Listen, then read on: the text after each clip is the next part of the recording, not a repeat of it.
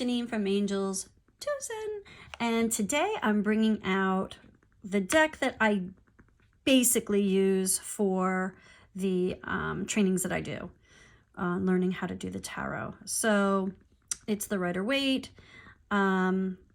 original only authorized Rider-Waite tarot. So there you go.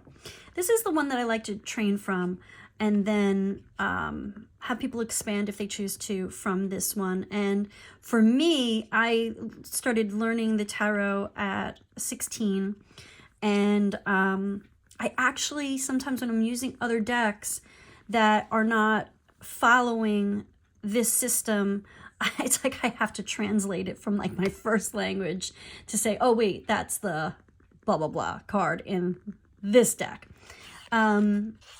And that's kind of just the way that my brain works. But it's in a basic tarot box, which again, never withstands a test of time. So usually most people are going to change that out and put it in something that's special to them. So I should have done this deck first, because it really is my first love of the tarot. When they talk about the Little White Book, this is the Little White Book. And basically you're getting just your introduction, the meanings, and we're hopping right in. So we're going right in to the Magician. Then we go into the Wands. I'm curious if they do it the same way that I've always done it. And this is maybe why. Cups, be swords, be swords. Yes! All right, so other people put their time, like their seasons and their time, differently. So if you're going to do cards with like what season is it, I have always done it in the Rider-Waite style.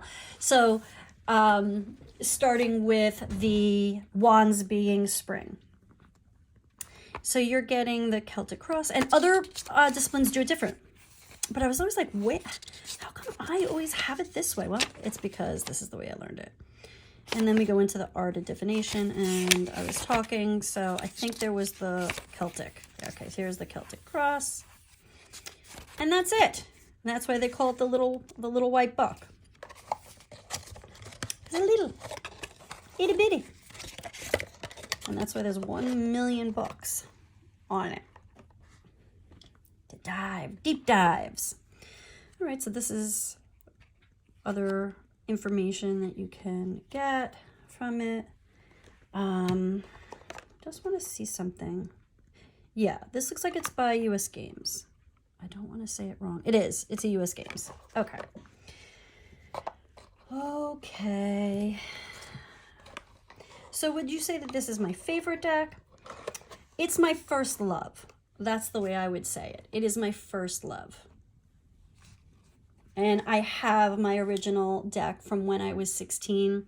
It's aged and it's filled with just my energy, and I love it.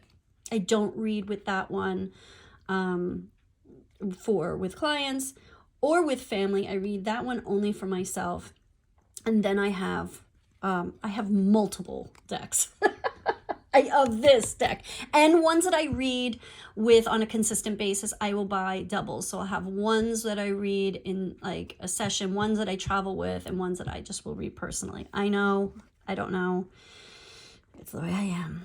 This is the perfect time to remind you that if you like this video, which I hope you do, you hit like.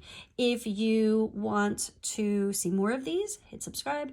And if you want to help me build a card community where we get to talk about cards, share. And remember, no stinking thinking, we're just talking about cards. If you are not a fan of the tarot, you don't need to put it in the comments. You don't. It's okay if you don't like it, but we don't need to know that you don't like tarot.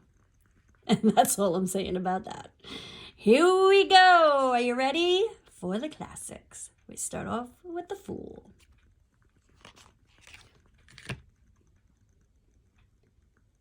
Now,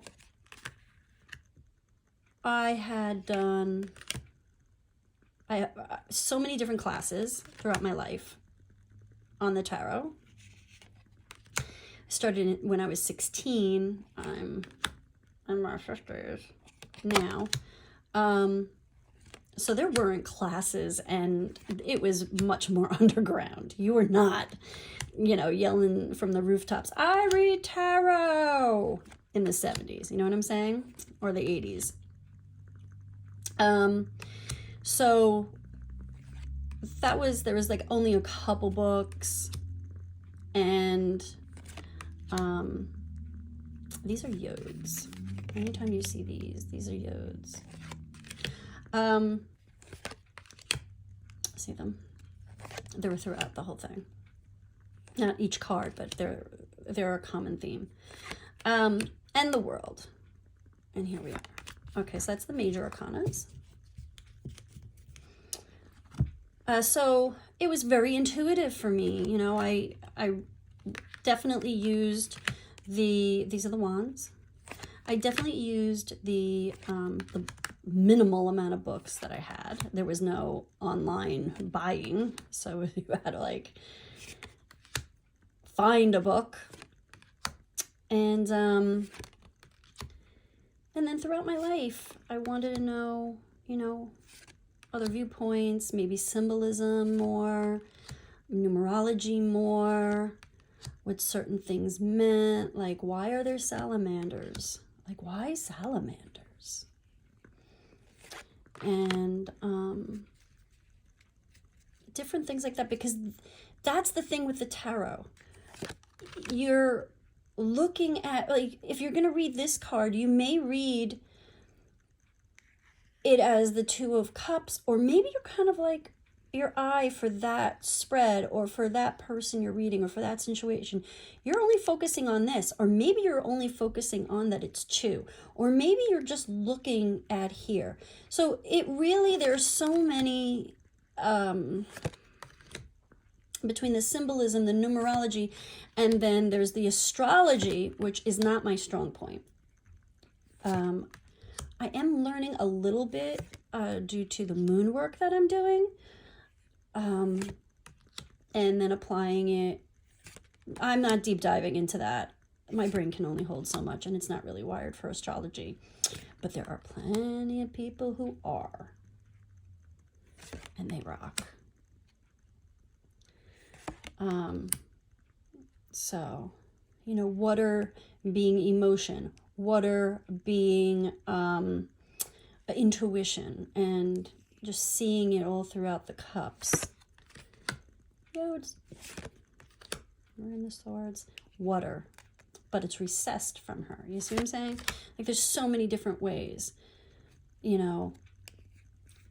Swords are thoughts, not cups. In the heart. Remember that point. And then you have nicknames. Like, this nickname for me is winning at all costs. You create nicknames. The thief, the liar. You name these, nickname them, and then, you have an emotional, intuition, understanding. There's a connection between each card.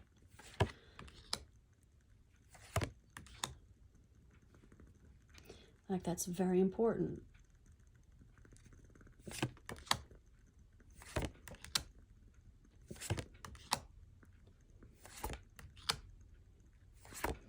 There's just so many ways to read. And I really want to emphasize this because I really find it very important. If I'm reading you and you know the tarot, don't try to read my cards. I may have named them differently. I may have a different emotional, mental, spiritual, intuitive, last one, King of Pentacles, connection. So you can't, even though if you ask somebody to read your cards and you know the cards, don't try to read over their shoulder.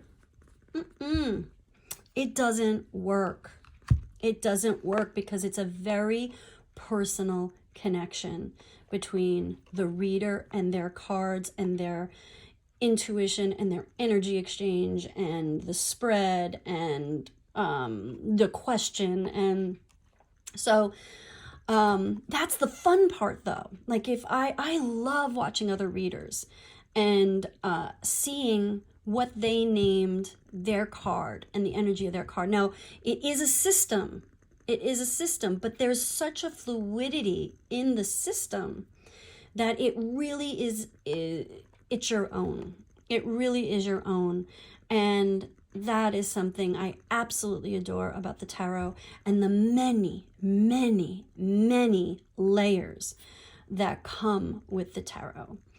To me, there are no scary cards. There are cards that I'm like, like the tower. For years, the tower chased me. And the tower just tears down things that aren't good for you when we hang on to those things. But the universe, source, gods is like, yeah, no, I think I'm going to take that down because, you haven't done it and you really need this for your well-being, and you're like clawing at the sides. No, I want what doesn't work for me because I know it. Boom. But it's not a bad card. It actually is a really good card. It's just a little nasty to go through for a moment. So, yeah, obviously I love the tarot. I obviously love it.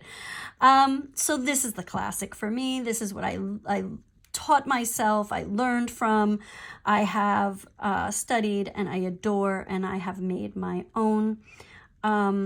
If you are interested in the tarot, my opinion, and not any, it's only my opinion. I believe in starting this. Anybody I've ever taught, I always start with this deck because it is so layered, and it is so well known, and a lot, if not all, definitely not all, a lot are going to be off of this type of a deck. Their structure, and if they begin to change certain names and stuff, it's still off of this structure. So thank you so much for joining me with my joy, my intuitive tool, the Rider-Waite Tarot. So love it. I hope you did too. And I want to thank you for spending the time going through it with me and listening to me jibber jab on my opinions about the tarot.